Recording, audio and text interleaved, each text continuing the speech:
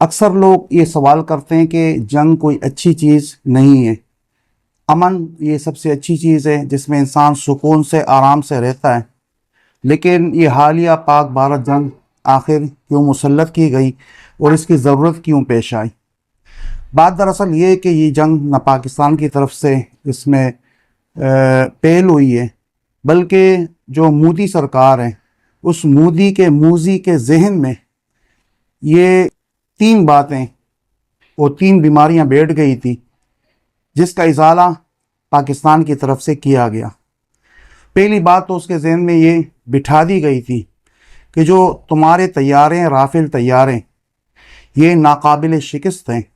اور یہ رافیل کسی بھی صورت میں فیل نہیں ہو سکتے۔ مودی کے ذہن میں سب سے پہلی بات یہ بیٹھ گئی تھی، اور دوسرے نمبر پر اس کے ذہن میں یہ بات آ گئی تھی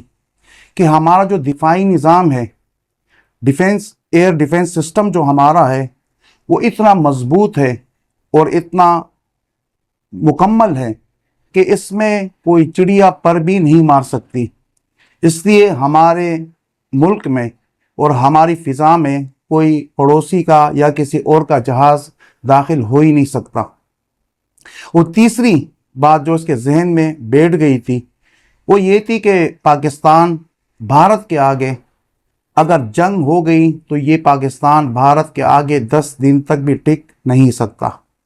یہ تین غلط فہمیاں، یہ تین بیماریاں جو موذی کے ذہن میں پیدا ہو گئی تھی، اس کا اظہار کرنے کے لیے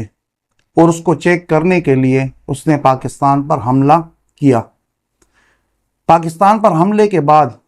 جو ان کا پہلی جو ان کا جو مطالبہ تھا یا پہلی جو ان کی غلط فہمی تھی وہ یہ تھی کہ ہمارے رافیل طیارے یہ کبھی فیل نہیں ہو سکتے۔ پاکستان ایئر فورس کے شاہینوں نے اس کی اس غلط فہمی کو پہلے ہی دن ختم کر دیا، اور رافیل طیارہ جیسے ہی بھارت نے پاکستان پر حملہ کیا تو پہلے ہی حملے میں اس کا پہلا طیارہ رافیل وہ گر کر تباہ ہو گیا۔ یہ پہلی غلط فہمی اس کی ختم ہو گئی۔ دوسری جو اس کی غلط فہمی تھی کہ ہمارا ایئر ڈیفنس سسٹم اور ہمارا نظام اتنا مضبوط ہے کہ ہمارے دفاعی نظام کے اندر کوئی پرندہ پر نہیں مار سکتا، ان کے اس نظام کو پاکستان ایئر فورس کے 2 شاہینوں نے پاؤں کے نیچے کچل کے رکھ دیا، اور یہ دوسری غلط فہمی بھی اس کی دور کر دی گئی۔ تیسری غلط فہمی جو ان کی تھی وہ یہ تھی کہ پاکستان اور بھارت کی جنگ کی صورت میں پاکستان بھارت کے آگے 10 دن بھی ٹک نہیں سکتا۔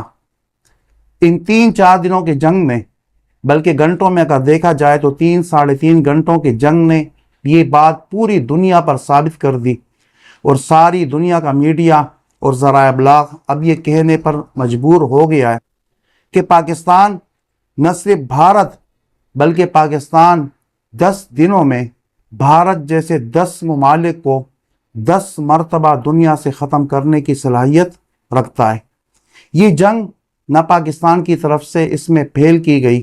نہ پاکستان کی طرف سے کوئی حملہ کیا گیا، نہ پاکستان کی طرف سے کوئی چھیڑخانی کی گئی۔ یہ ساری چھیڑخانی مودی سرکار کی طرف سے ہوئی تھی، اور وہ اپنی غلط فہمیوں کا ازالہ چاہ رہا تھا، جن کی غلط فہمیوں کا ازالہ کر دیا گیا۔ اب یہ بات بالخصوص مودی کو اور بالعموم انڈین عوام کو سمجھ میں آ گئی کہ پاکستان میں ٹرکوں کے پیچھے نچھڑ ملنگانو کیوں لکھا ہوتا ہے۔ پاکستان زندہ باد، اسلام پائندہ باد۔